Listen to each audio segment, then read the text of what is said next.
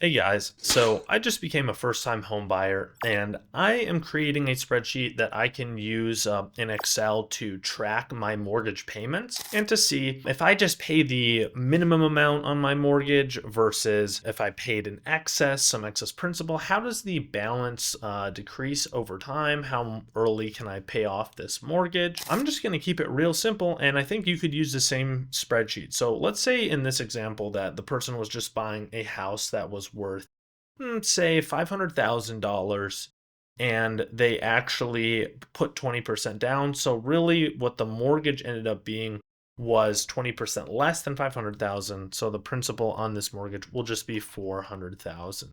So we'll just put that in. And let's just go with an interest rate to keep it simple of 5%.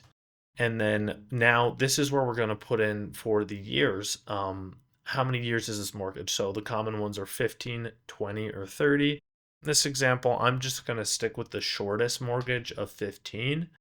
And then finally, we need to calculate our monthly payment. So we're going to use the inbuilt Excel formula of PMT. So we'll do equals and then the negative sign because PMT results in a negative value. So we need to make it positive. So then we'll type PMT. Then we'll see the first thing that it's asking us for is a rate. So now we can grab this rate here, but we have to divide it by 12 to get it into a monthly rate. And then we can hit comma. Now the number of periods is going to be equal to the number of years times 12 because there's 12 months in a year. So this should be 180 months. And then finally, what is our present value? So that's what that principal starts at today. And then for the future value, the end result of a mortgage is that it should become zero in the future at the very end. And then finally, what type of payments are these? These are going to be end of period payments. So we can just do zero there for that last input. And we can close this with a final parenthesis.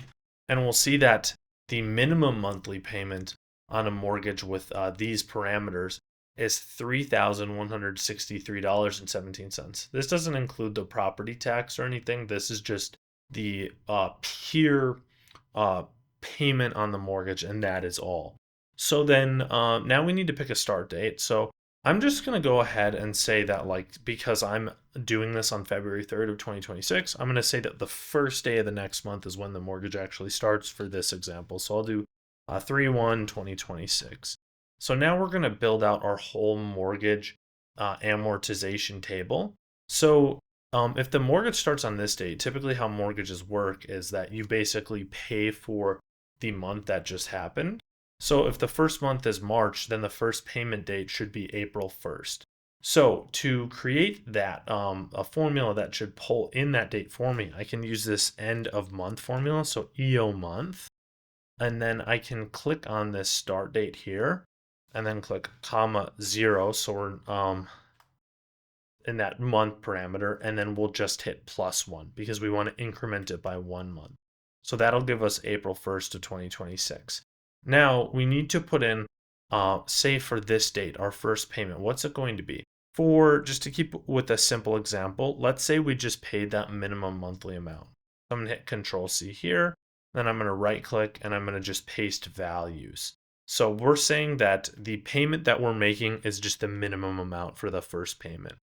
Now we can actually calculate our extra principal, which is going to be equal to either the max of 0, because it can never be negative, or this value here in B9, the payment we made, minus the value that was in the minimum amount that we needed to pay up here. And then we'll hit F4 to lock this cell in particular in and close that parenthesis and hit enter. So because we only paid the minimum amount, we paid 0 extra principal than what was expected. Had we, say, in this example, paid 4,000 instead, we'll see that there is some principal in excess to this amount, but we'll get into that in a second.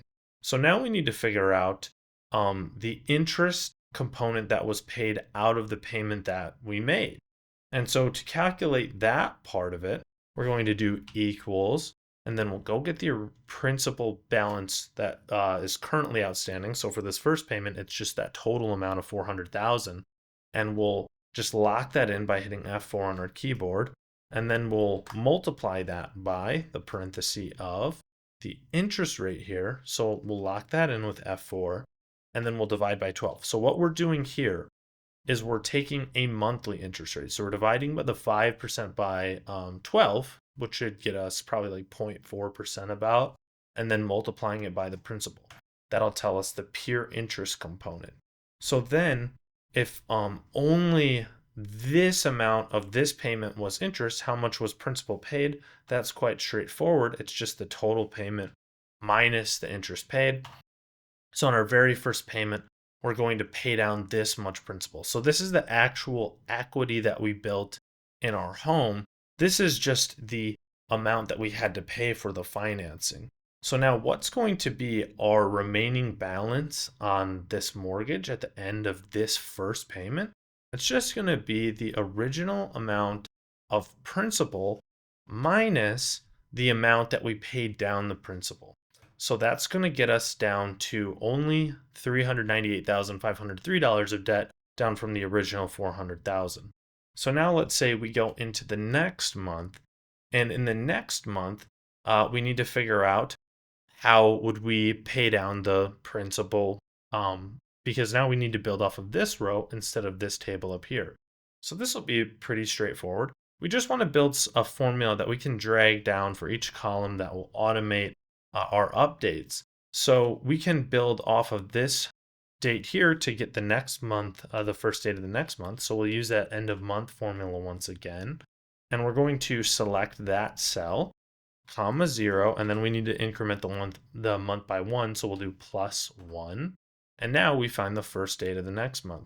So now, just keeping our example simple again, we'll assume that we once again did that monthly minimum amount. So I'll just do Control C on this one and Control V. And now, can we figure out what is our extra principal?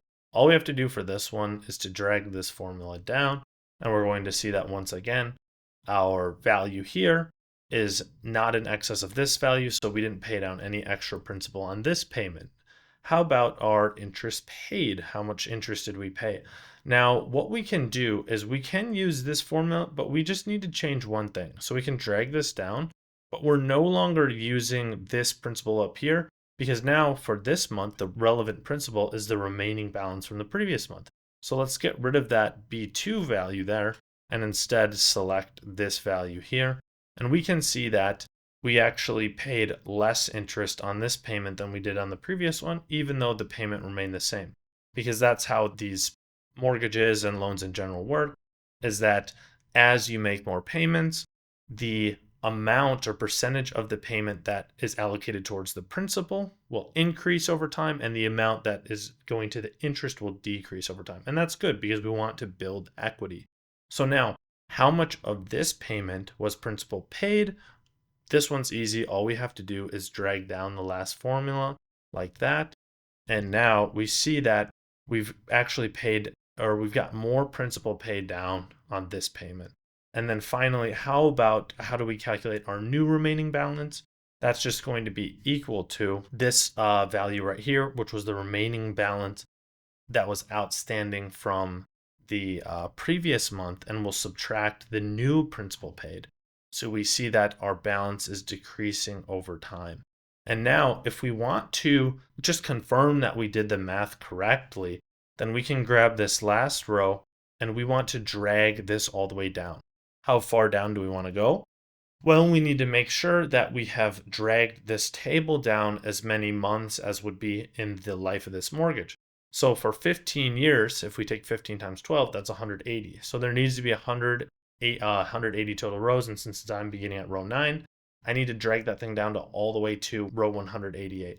So I'm going to drag it all the way down like that, all the formulas, until I get to 188, then I'll stop there.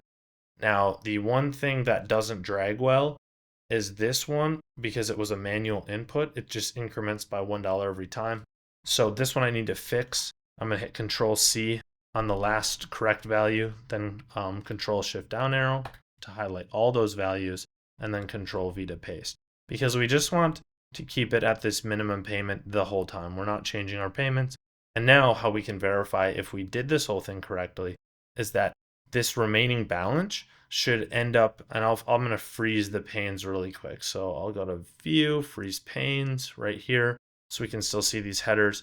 And we should see at the very bottom, it should go all the way down to exactly 0. So that's how we can verify that we did the math actually correctly. Now, what if I wanted to figure out with prepayments how long it might take me to pay off this mortgage with this spreadsheet that we just built?